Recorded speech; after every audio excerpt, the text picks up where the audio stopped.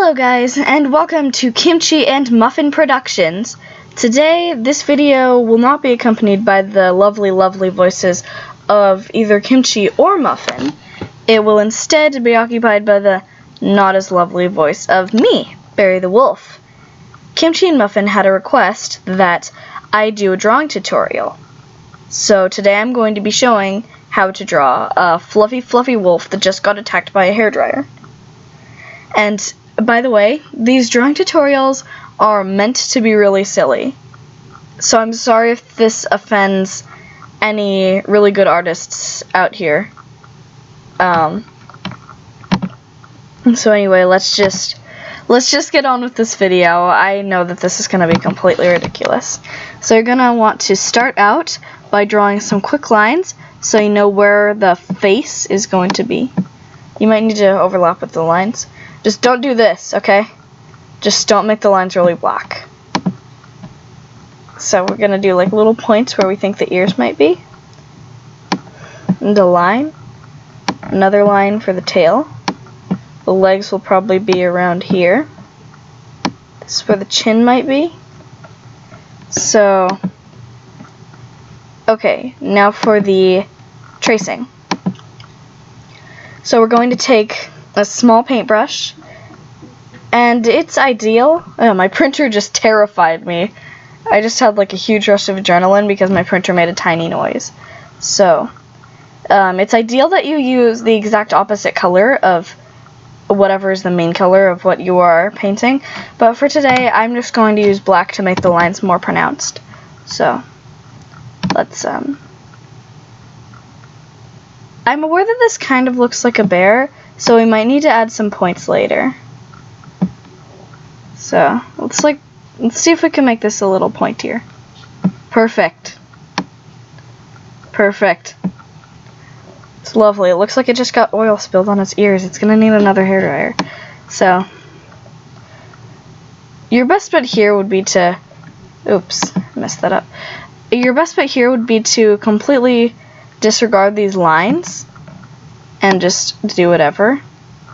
So, here's our face. But don't erase the lines because we might actually need to notice them later. So, I'm going to make this tail really fluffy. So it might look kind of fox-ish, but that's okay because this drawing tutorial is ridiculous anyway. So I'm going to give this wolf proper anatomy by actually giving it hooves. Many of you don't know, but wolves actually have hooves. This is where the ridiculousness kicks in. They actually believe all of this stuff that I say. Please don't believe any of this. I am not scientifically proven. So, we're going to put extra pronunciation on the hooves, because wolves are very proud of their hooves. I am often shunned by my brethren because I was born without them. So, we're going to quickly scribble that in. It doesn't really matter if you fill the whole thing in, so I don't know why I filled this whole one in. So, then you're going to do the legs and back, add hooves. And let me just tell you, many wolf hooves aren't actually black. Many of them are just multicolored. It really depends on, who their mother and father were and all that. Bunch of stuff that's way too complicated for me to understand. And if you want to do a neck, feel free, but I like to do their faces hunched in when I'm doing this. So, then now this is when you're supposed to regard the lines. So wherever you drew the wolf, this is how the eyes are going to be. So a lot of wolves have they have almost orangish eyes. So that's why we're going to do green. Because we're unique. If you want to use a bigger brush, then that's okay. I think I might. Wait, why did that turn blue? I'm sorry, this program confuses me. It's supposed to be simple, but I'm not that smart. So we're gonna give it 2 little eyes, and then gonna give it a nose. I prefer to do small noses. So there we go. And oh, if you want to add a snout, you can do that too. I will add a snout to mine to demonstrate. So there's a snout, and then you also have the mouth done. So if you want to add a tongue, you can do that. So I'll add a tongue to mine.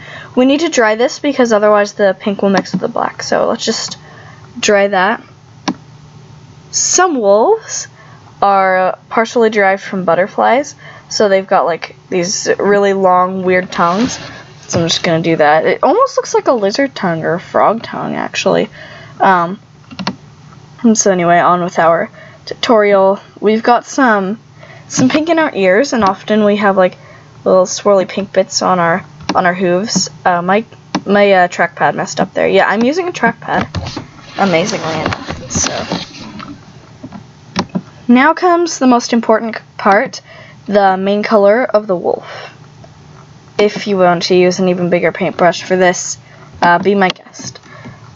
So a lot of wolves, they wear a gray coat at all times when humans observe them, but many of them are multicolored, just like their hooves. So let's just choose a random color. I'm going to close my eyes, and whatever I click will be the color. Yep, that's a color. Okay, let's try that again. Okay, so we were closest to the green. So we're going to have a green wolf.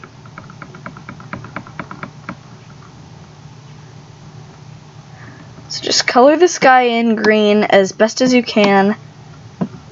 This is not a lazy job.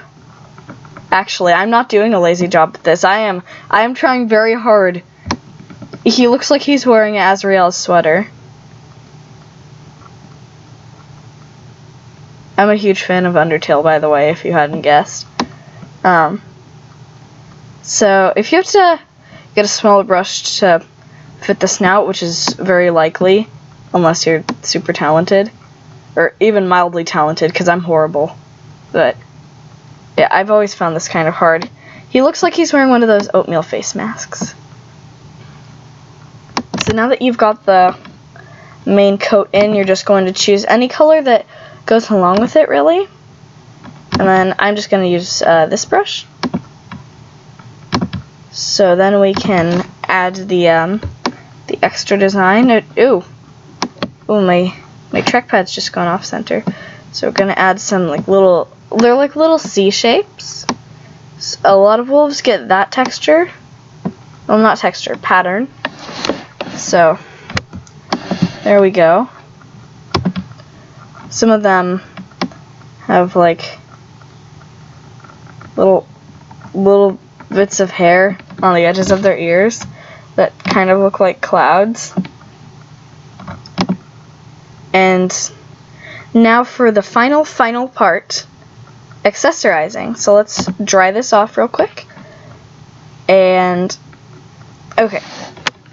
So a lot of wolves try and be as dapper as they can, including me, and we tend to wear things like top hats and monocles and all that stereotypical stuff.